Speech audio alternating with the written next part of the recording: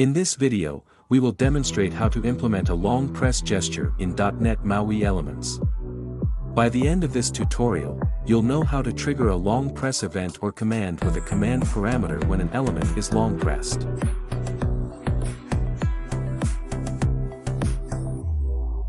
First, we'll install the MAUI Community Toolkit.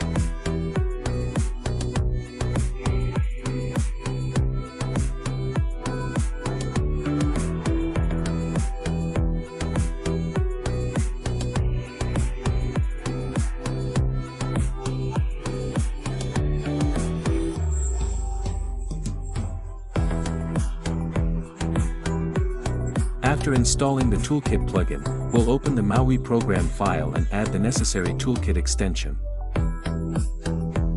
Next, we'll open the XAML file, add the required namespace, and include the Toolkit behavior for the long press event. As an example, we'll show how to change the button text when the button is long pressed.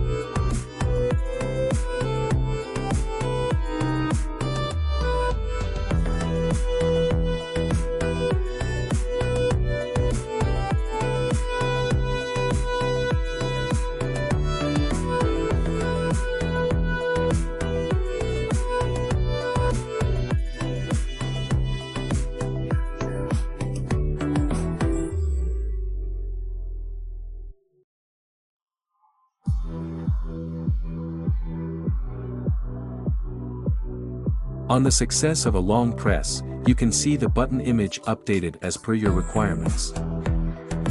This approach can be applied to all MAUI elements, not just buttons or images. Links for the sample code are available in the description.